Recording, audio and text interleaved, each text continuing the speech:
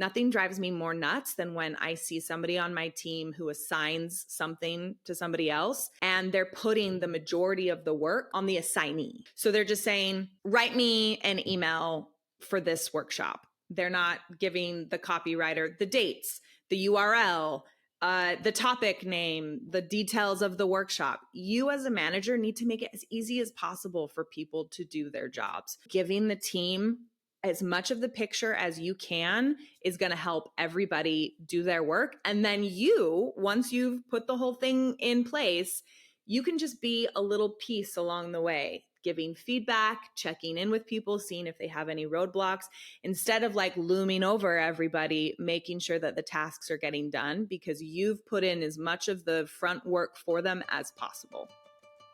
Hello, friends. Welcome to the Culture Keepers podcast. My name is Kara List. I'm your leadership coach. So glad you're here with me today as we continue to discuss topics that help leaders like you cultivate a thriving, connected workplace culture where you have teams that are happy and high performing. And today we have the joy, the treat of having Michelle Puccinelli on the podcast. She is an expert in remote work, and I cannot wait for you to hear all the value that she is bringing. Our conversation was awesome, and I cannot wait to share it with you.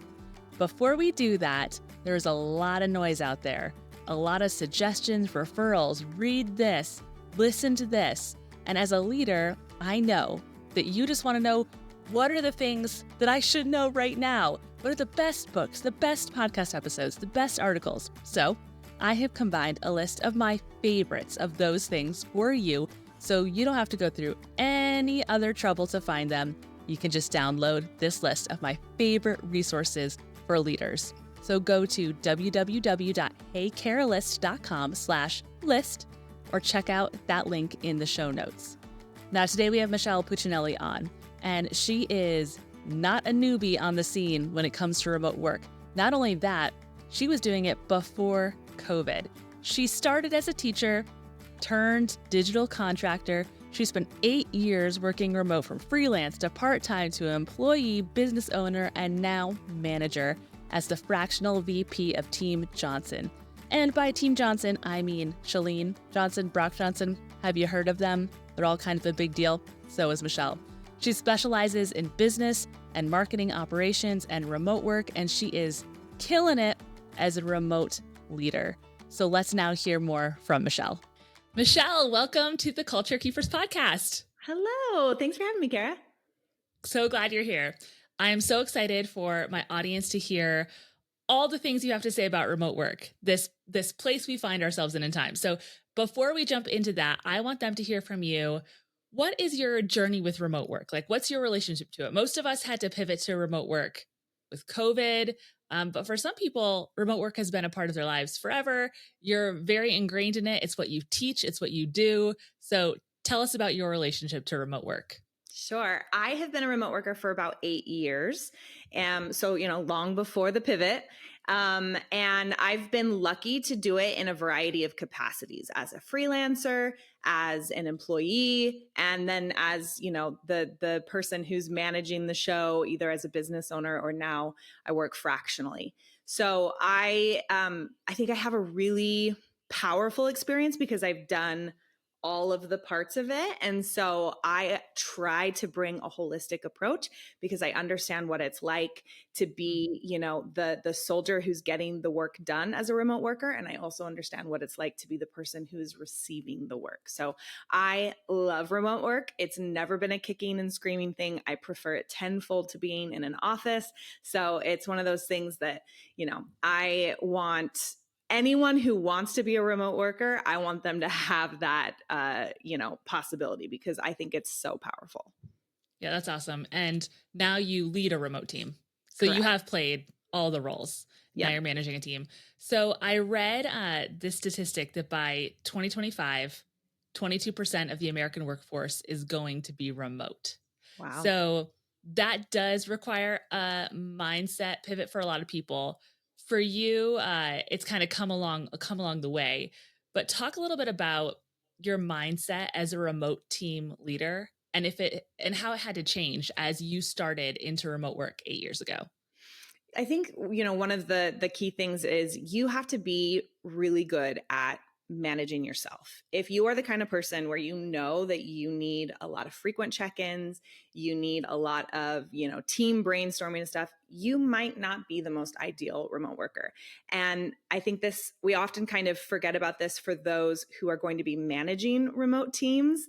If you yourself are not a good remote worker, you can't get stuff done in your own home, then you're going to have a pretty hard time leading a group of people who are trying to do that. So it's always been a skill set I have to be really self-managed. So I didn't have a ton of like mindset shift that had to happen for me. I think one of the things I had to do was to figure out what times worked best for me. I was under the guise in the beginning, like, okay, I got to like get my workouts done early in the morning. And that way I have the whole rest of the day to work. Turns out that is not the way my brain wants to work. It wants to fire on all pistons early in the morning and get really high strategy stuff done. And then I don't work out until the afternoon. So that was probably one of the things that I had to give myself a little grace and permission, was to figure out what are my best times to work, and then give myself permission to actually live like that. Yeah, that's good. And that makes me think of, I was listening to a podcast the other day where they were interviewing Daniel Pink, and he was talking about chronotypes, Yeah. like the rhythm, the natural rhythm of your body. So first of all, are you like a late night? Are you a late owl? Are you like an early riser? Like, what are you? I'm a very early riser. So I Yeah. start every day at 5 a.m. And from 5 a.m. to 7 a.m. before my kids get up, I get probably 4 to 5 hours of work done because my brain is just so ready. And then by like noon, I'm slowing way down. And that's when I get like my physical body movement in, because my brain's just done. Yeah, that's amazing. I think every email I've received from you in our relationship, I have read when I woke up. Like, Yeah. you had sent it to me before I woke up, because I am the opposite. I don't go to bed till after midnight. And my brain works better later in the day. I work out around 9 o'clock at night, which I know people are like, but how do you sleep? But it works for me. Right. So everyone's different. Everyone's built differently. Everyone has this different rhythm, which totally breaks the mold of traditional work, right? Yeah. Like, traditional work is the 9 to 5.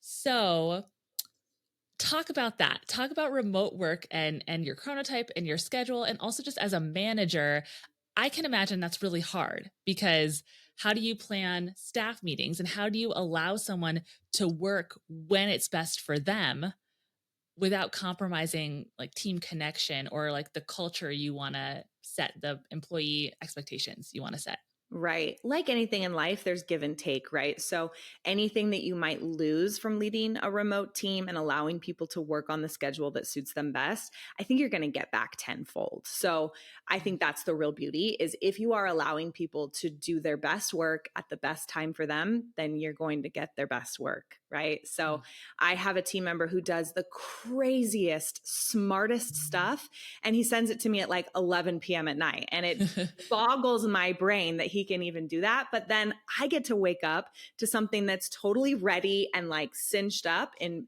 perfection, because he's done his work at his best time, and then I'm going to be able to do my work at my best time. So that's the first thing, is just remember, if you allow people to show up when they want to, you're going to get the best possible work. So any hangups around like meetings or anything like that, that can be overcome. The second part is when you're leading a remote team, I think you need to keep actual like time-based things to the smallest minimum that you possibly can. I have seen a lot of teams, or even like thought leaders in this space, saying, all right, we have to have an all hands meeting every single week. And I think you're gonna shoot yourself in the foot a little bit if you try to have such a regular cadence of meetings when you're leading a fully dispersed team. So my advice generally is like, what's the least you can actually have a common meeting time, and try to shoot for that first and foremost. So that way you're not up against, people's different schedules. Yeah, that's good. So then in that, when it comes to culture, I teach and preach that connection is the antidote to culture breakdown. Like, when we stop feeling connected to our cause and to our people and to our contribution, that's when we see the erosion of culture. And so we have to Right. build intentional structures of connection. And even more so when you're remote, because you're not having that passing conversation. Like the only time you're face to face is when it is a planned meeting that is on the calendar through a Zoom call or whatever. So in light of trying to make it as minimally like as few commitments time wise as possible, how do you still build that connection so that your culture as a team doesn't erode? There's a couple different ways. I think first it starts with, find your communication platform that works well for your team and stick to it.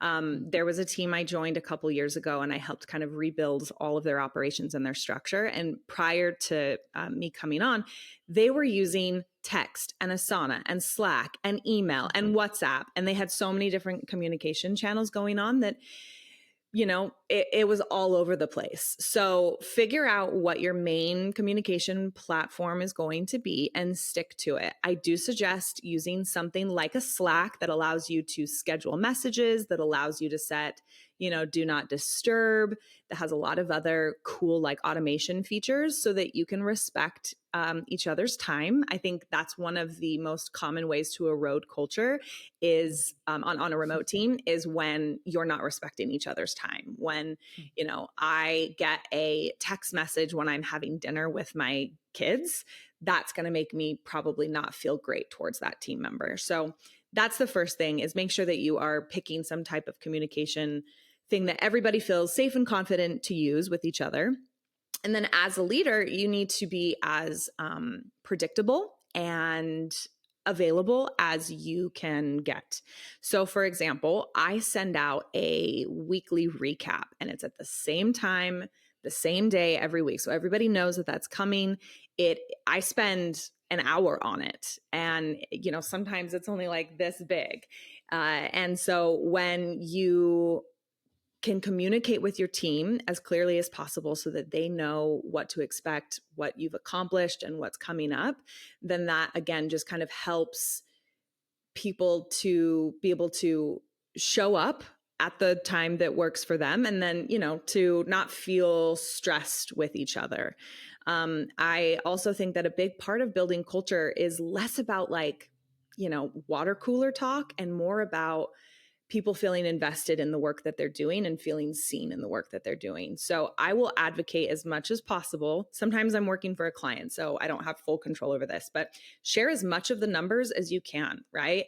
How much did your team accomplish this week? What were the revenue goals? Did you hit those goals? What were some of the things that could be worked on? And what were some big wins? Because if you're the only one who's seeing those numbers, then it's hard for people to feel motivated because they don't know what they're trying to hit and what they have already accomplished. So to be as, open as you possibly can with that, I think really helps people feel invested in the work that they're doing.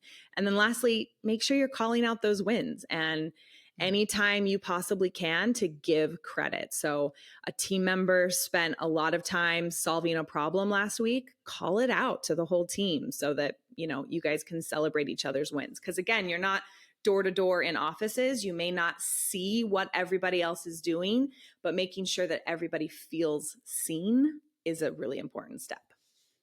I think you bring up what you just said was really interesting about celebrating the person who spent a lot of time solving a problem, because I don't know if many leaders in person or remote would even see that as a win. You know what I mean? They would see Yeah. the solution being the win, but you're not in each other's space seeing the work, like the effort being put in. And I think celebrating the effort is just as important as celebrating the win, because Right. it's those good efforts that get us more wins. So if we Yeah. can figure out what our good efforts are, it will lead to more wins. Right. Also, I heard someone once say, being in leadership is like looking at the top of a cross stitch and everyone else is looking up from the bottom of it. And so they see like the knots and the mess and the strings, and it like doesn't make sense. But you see the picture, you see what is working together. So you have to flip it. You have to show them like, this is what we're building together. This is what it looks like. And it looks messy and you only see your part sometimes. So I think especially like you were saying in remote work, flipping that cross stitch and being like, here are the numbers, right? Like here, I can see it. So I need to make sure you can see it. So I'm curious about those weekly recaps. Is that what you called it? Or weekly Yeah, it's a update recap. or Yep, and for so what does that us, look like? it's written. So again, the primary form of communication we're using is written. So I send out um, like a Monday recap to the whole team, and it just breaks it down. There's a lot of different business centers that I'm managing, so I break it down into different business centers and the departments. Give whatever we've accomplished the previous week, what we're looking forward to, dates, links, things that people need to be aware of. Every great once in a while, I might include a like, hey, this SOP has been updated. Please, everybody, review this 2-minute loom, and then check off that you've seen it. But most of the time, it's just a really quick little snapshot that people can quickly review, and then it's all in one channel, so they can just keep going back and grab something that they might need from a previous week. I love that. That's definitely one of those like that could have been an email, right? Huh? Like it's tempting to make it a meeting, but it could be an email. And I think that's a really good point to discern, right? Is Mm. it is important to have face to face. Like it is important to have those intentional things. So how do you filter what can go into that weekly update recap and what needs to happen face to face? I love that question. And I think that a lot of people could make themselves really uncomfortable in the beginning to figure out what works. So, as I was saying earlier, like err on the side of, can I write this out and try to write out almost everything and then see if it worked. If you have a ton of people messaging you afterwards and they're confused, they have more questions, they have other ideas, that's something to incorporate. If a lot of people are like, wait a second, did we think about this and this? And they want to brainstorm with you. If you're getting a lot of that feedback after you've tried to do whatever it is that you're doing 100% written, then maybe it should be a meeting. But give yourself the opportunity to kind of suss it out and see which thing had that kind of reaction. Yeah, that's good. And I think when people get reactionary to like, I wish that would have been a call, is when they feel like they were left out of a Mhm. process that they should have been a part of. Like they're getting news of a change and it's being announced and it's the first time they've heard about it. It affects them and they weren't a part of it. Right. So speak about that a little bit in terms of how you how you bring people in to be a part of your process, what that looks like in terms of your time as a leader so that you make sure those announcements aren't blindsiding people. Yes. So on top of the weekly, all recap, I also have one-on-one with all the people who directly report to me. And again, I think a lot of people choose to have these as meetings or a phone call. And if that works for both you and the direct report, then more power to you. But most of the people I am managing are freelancers and they've got other clients and other commitments. So again, it's written. There's a automatic reminder for them to tell me what's something that you accomplished last week. What is your focus for this coming week? Any roadblocks you need my help on? And then is there any like joy you want to share with me? And so they get those weekly reminders to do this. And so in those weekly reminders is where it's their opportunity to tell me any place they're stuck or a big win that they're happy with. And then we can have that communication of like, hey, I hear this barrier. So here's a change I think we should put into place. What do you think? And then we go back and forth in those automations.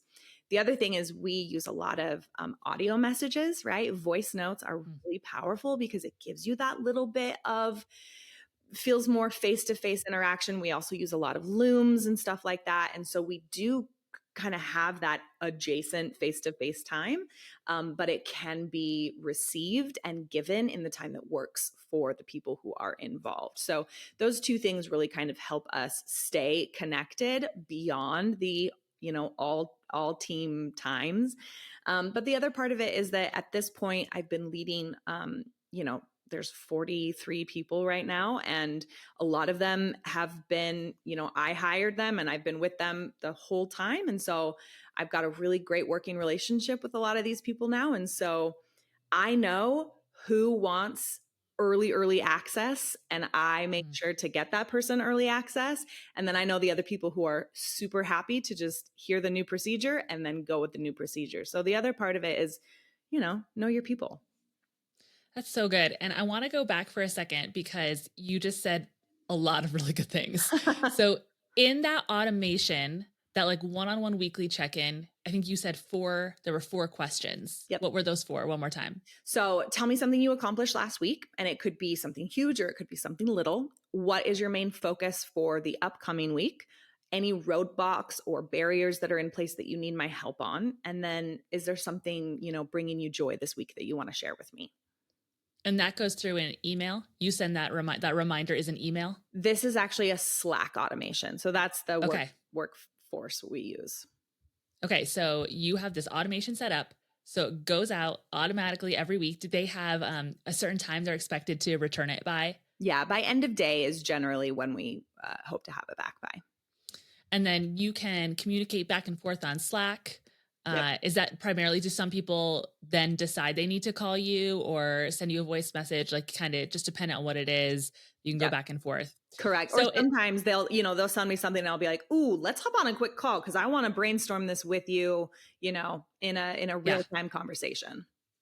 So, and then you mentioned Loom, which is an awesome tool. So talk just real quick for people who don't know what Loom is, what it is and how you use it as a remote manager. Loom is a wonderful browser-based tool which allows you to record your entire screen or just a tab or a window and do your picture can be on it so they can see your face and your audio can be on it as well. So we use this to create standard operating procedures and it allows us to really step by step show each other what to do. It also allows us to, again, brainstorm problems. Somebody's like, hey, this is what I'm seeing.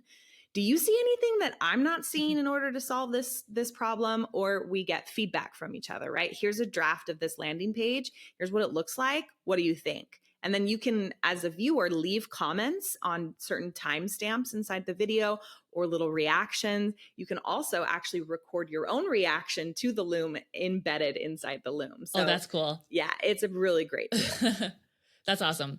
And I'm sure there's like a free version. There's probably paid for advanced versions, but you could try it for free if you wanted to try it. Yep. By the way, we're not endorsing. We don't get anything for endorsing Loom. I'm just trying to give people the most resources they can get. So, I think we overthink it sometimes because when we think about like our general interactions with people, for me personally, like yesterday, I started to send a text to someone and I was like, nope, this is going to be too long. And so I jumped on Marco Polo, which is my favorite asynchronous app, to use, send a video message. But if it would have been urgent, I would have called, right? So like we do this, but we tend to overthink it as a manager. Yeah. So I feel like it's a little bit like, don't overthink it, right? Yep. And again, just know your people because there are some people on my team who would rather die than get on a phone call or a video call.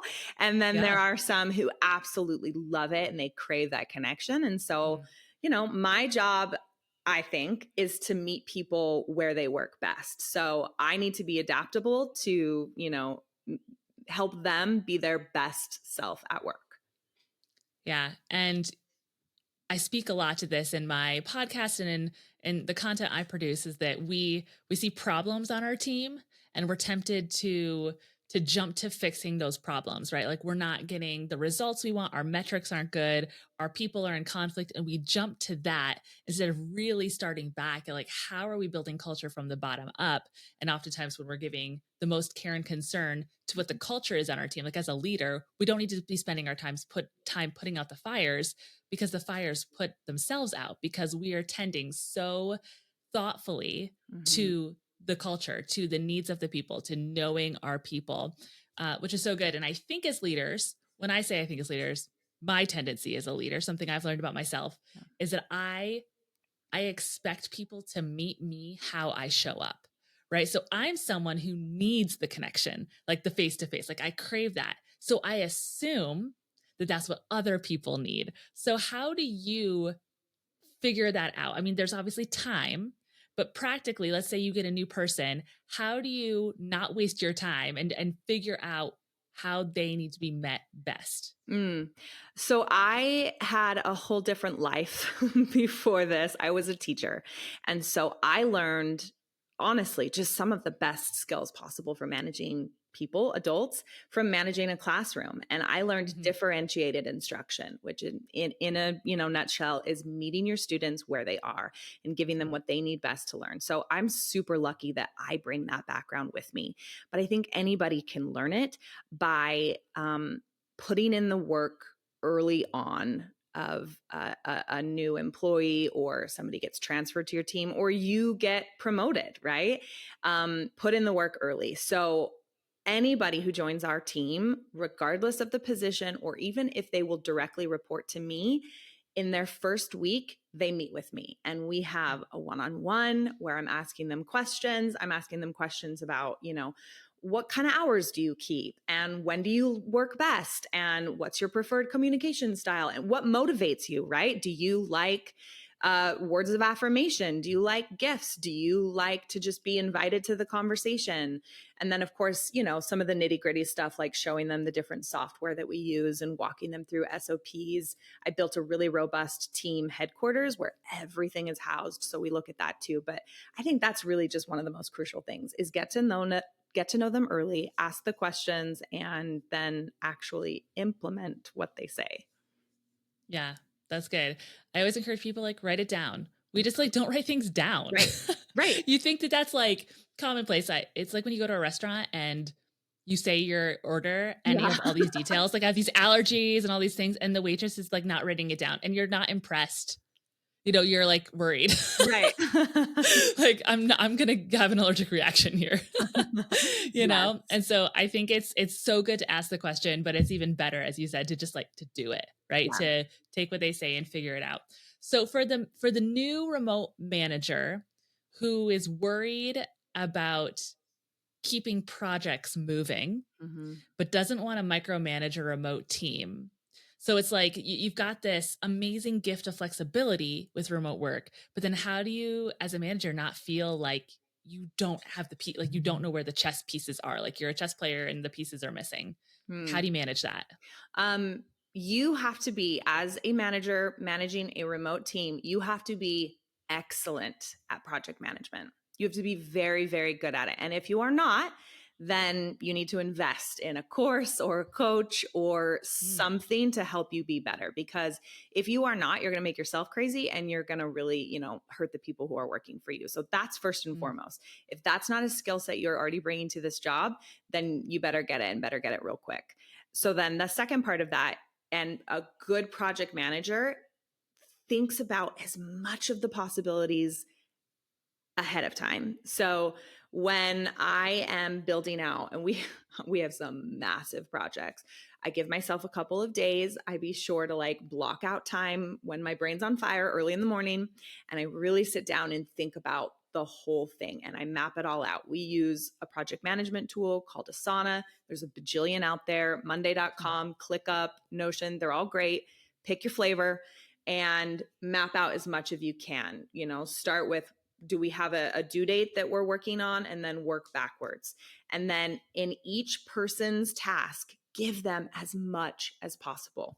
Nothing drives me more nuts than when I see somebody on my team who assigns something to somebody else and they're putting the majority of the work on the assignee, right? So they're just saying, write me an email for this workshop. They're not giving the copywriter the dates, the URL, the topic name, the details of the workshop. You as a manager need to make it as easy as possible for people to do their jobs. So give them as many details as you can.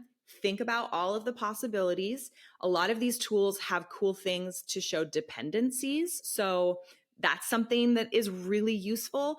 You are blocking Joe and Sally and Susan from doing their task. If you can show in there that like, hey, you're a piece of this puzzle, and if you don't get all of your parts done, then you affect all of these people.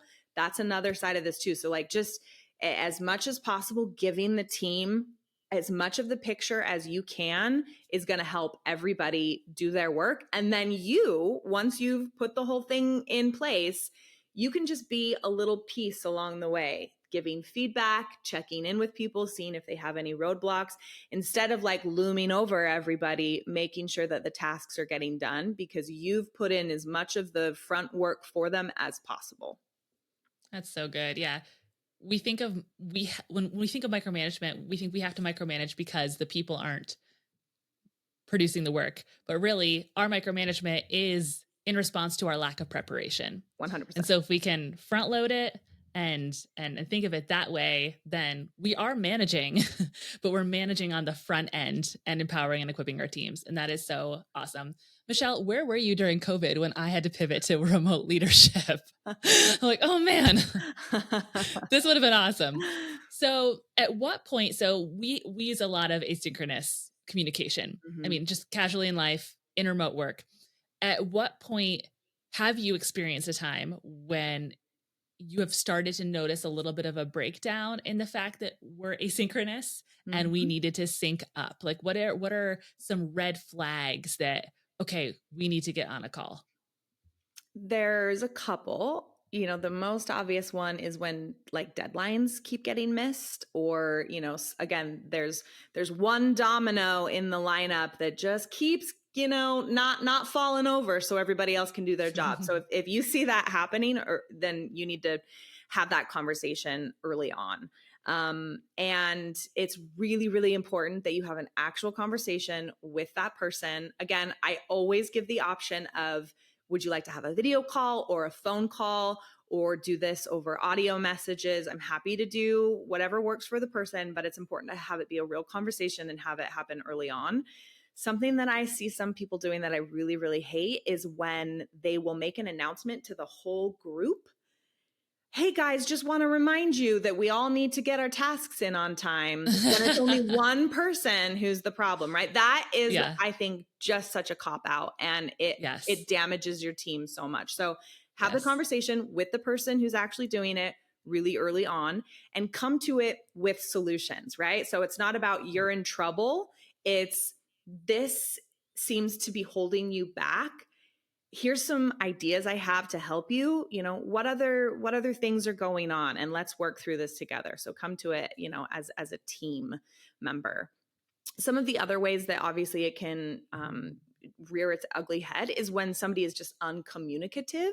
So if you can set your expectations early on, right? So we expect everyone to respond to Slack messages within 12 hours or whatever it is, or you're going to be on vacation, or you're committed to another client for this week.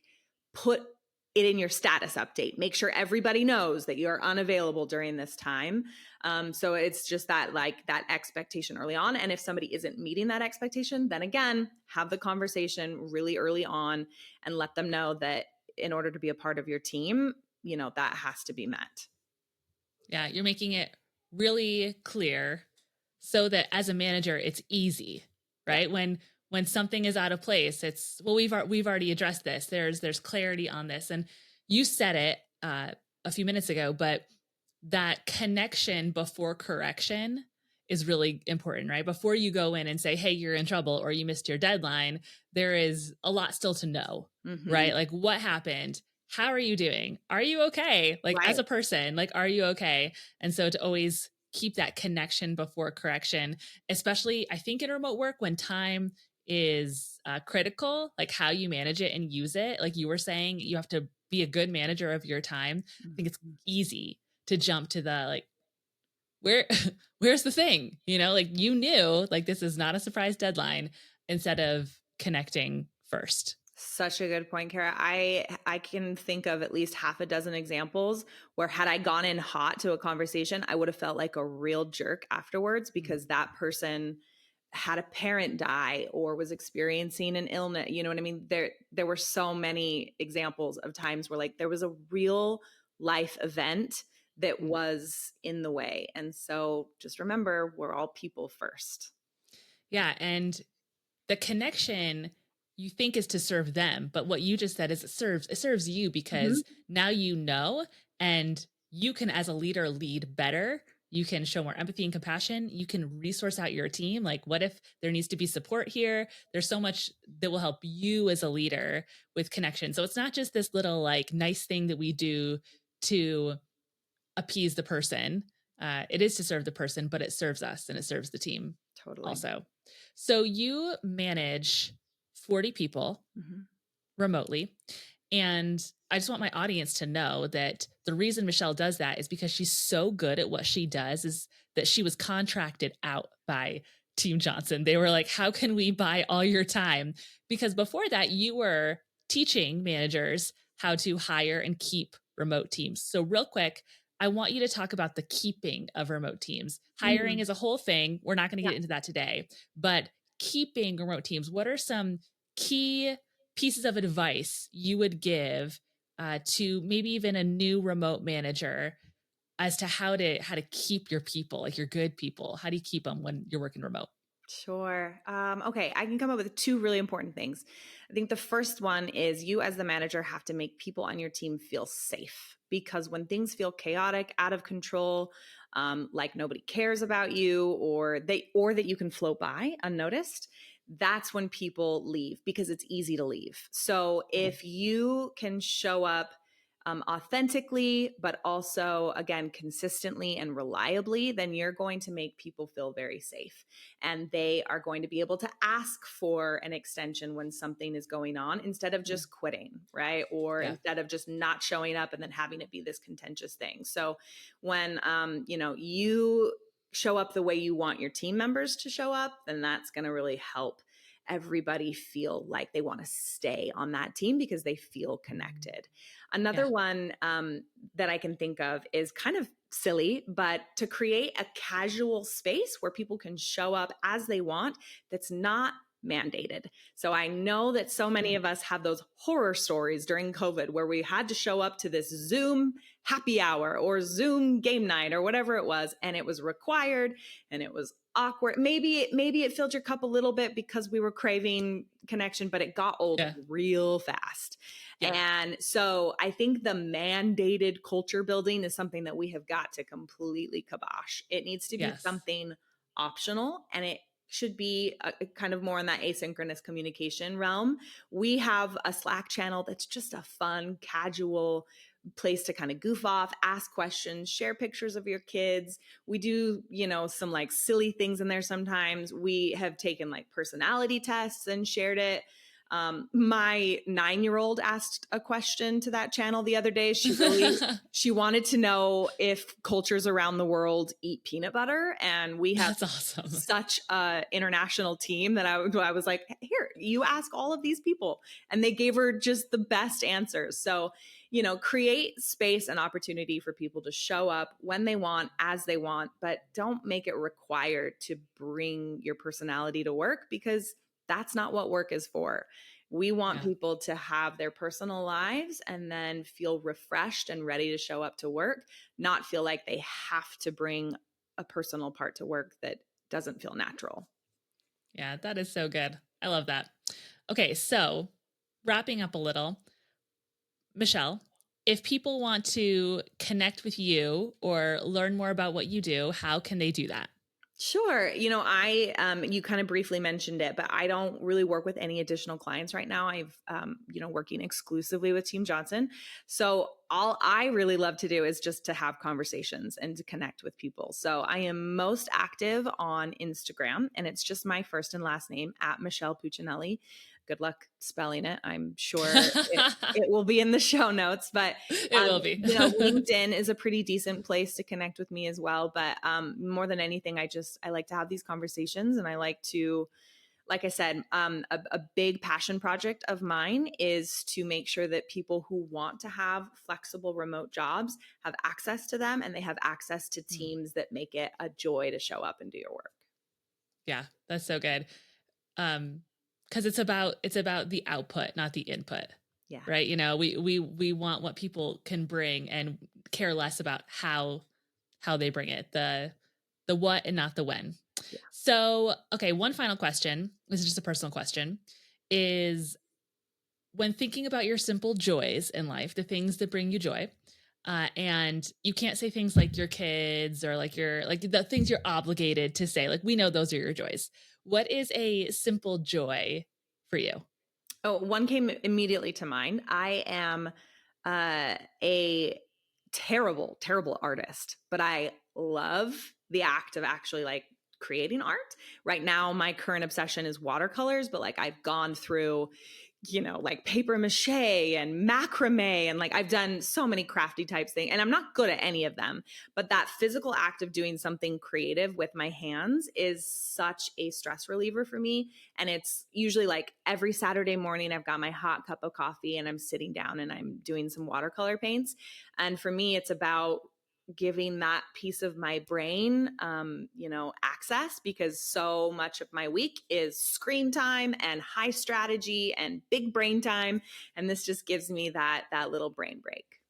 That's awesome. So do you use a tutorial, or do you just I like used to. free? Yeah, Okay. I used to follow along with a tutorial, and I've learned enough now that I can kind of like free do stuff. Yeah. I make a lot of cards for people, and I'm Oh, always just cool. like, this is not like something that you should ever keep. You should immediately throw it in the trash. But it was an activity for me to do, and you needed a card for your birthday, so here it is. Now throw it away. That's awesome. You should share some of that work on Instagram. People would love to see that part of you. Oh boy, I guess I could certainly show off some of the flubs, because they are. Put it in a story. It goes away in 24 hours. Okay, I will. That's awesome. Well, Michelle, thank you so much. This was awesome, like super high value. I really, really believe that the people who are leading remote teams currently or will be pivoting into that soon, as we see the trend continue to move to remote work, will just be so encouraged and resourced by your awesome expertise. And Team Johnson is just there. They have to be so grateful to have you. They're just so Oh, lucky that you wow. are theirs now. So Thank you for having me today. It was a pleasure. yes, thanks, Michelle.